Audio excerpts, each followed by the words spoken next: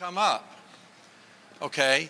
And why am I doing that? I'm doing that, it really doesn't have any basis in the movement, but it moves the brain into the wrist.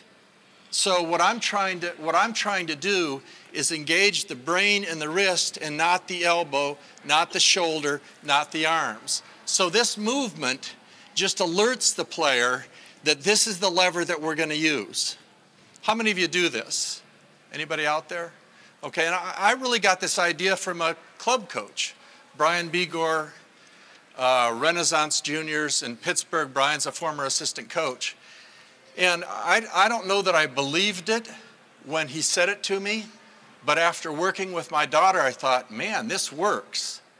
The other thing I've discovered is that, you know, when we used to set a long distance, we used to use primarily our legs. In training with Emma's the player on the left here, I discovered she can set the ball much further using her wrist than any other lever. So that's the goal, the first goal in deliberate practice. Let's move back a little bit here and stay with the same thing. Now, the advantage of being on the ball, and I've done it, if you don't have balls, you can do this on the floor, you can do it in chairs, but the advantage of the exercise ball is that the player can adjust. And the hardest thing here is not the setting, it's the tossing. Tossing the ball so that it's above back and forth. And still we're emphasizing pronation of the wrists.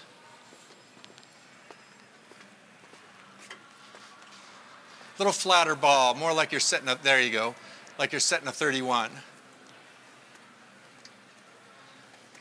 Now I wish I could tell you that you'd only spend a week on this, but when I work with Emma every day, I mean, we set 200 balls on the ball before we move to other things. In choosing a setter, and this frustrates me a little bit, the most important quality is in the head. The biggest question to ask yourself in which player on your team can be a setter or which player you recruit for the position is, it depends where you're at on the continuum, but you can train footwork. I'm not sure that you want to train leadership to a 20-year-old who's shown no indication that she can lead up to that point. Okay, same thing. Let's skip down. High, almost bound.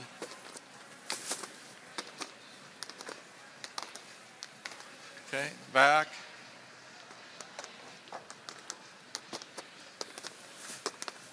Okay, let's put both of you on a ball at the 10-foot line, or let's go to the net. Face each other with one ball. Let's start a simple drill and set to ourselves, set to the partner, but here's what I want you to emphasize. As you set the ball, I want your weight on your right foot. When a setter is developing, I really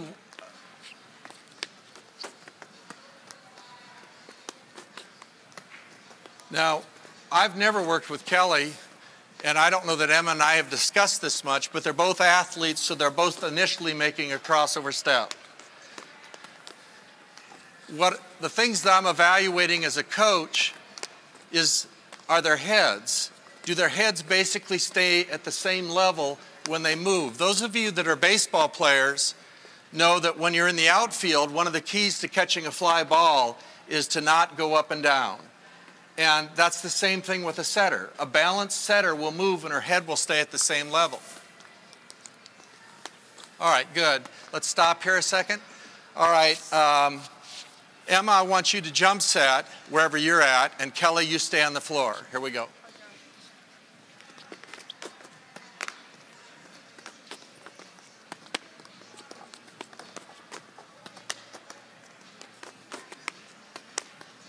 Much better.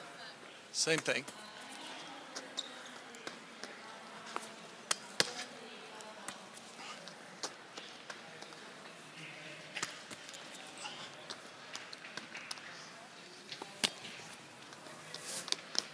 Good.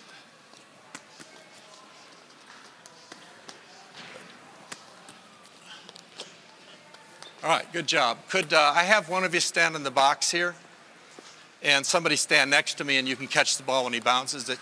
Go to the net When you set it, Mine, 6. 6. Mine, 6.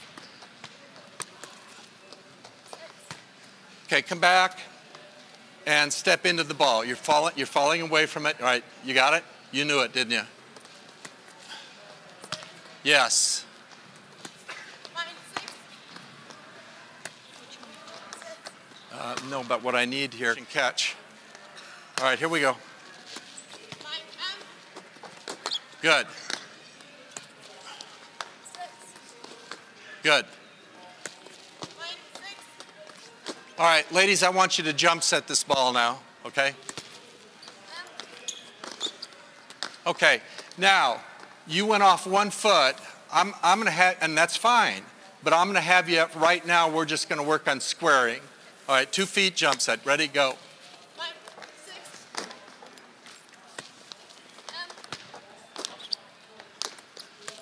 Mine, M.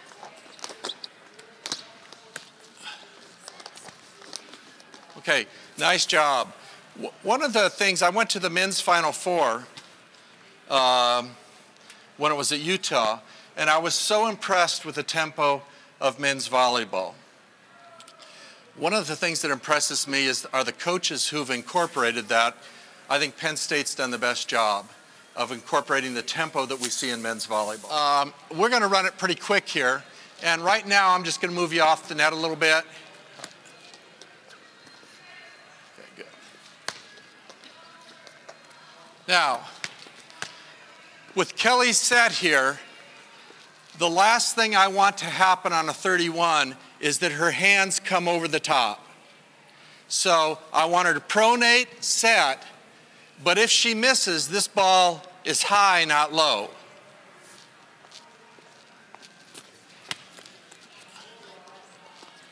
Step into the ball, better. Step in, better.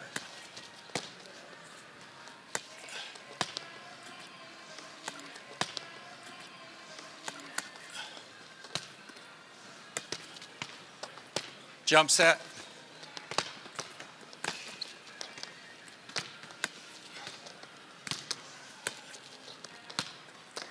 Okay, I'm going to take balls low.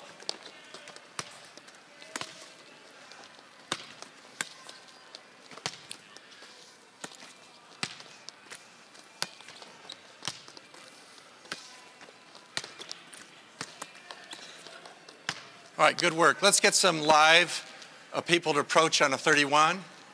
Okay, what we're going to do is move from here off to a base position here, come back, plant this foot here facing the setter, just tip the ball over, so we need some shaggers on that side.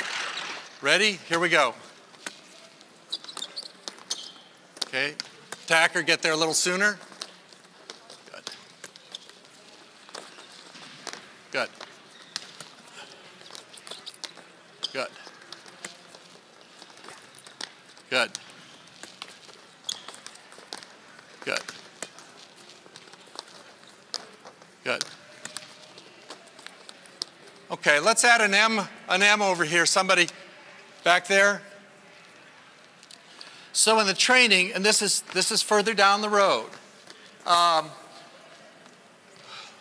Let's say we're in 6-2. We've got a 4-hitter, a 3-hitter, a 5-hitter. If this person is making a strong approach on a 31, she clears the court for this attacker here. I mean, somebody's got to make a decision.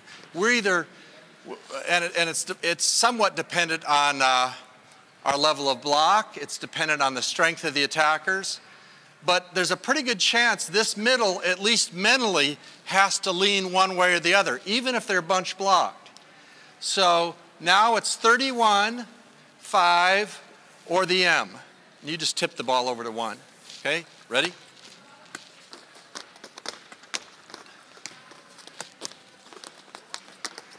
Good job. Okay, that ball's a little flat, and it's because you're taking it out here. All right, take that ball here. So you want, come on back. Here we go. Set the same set.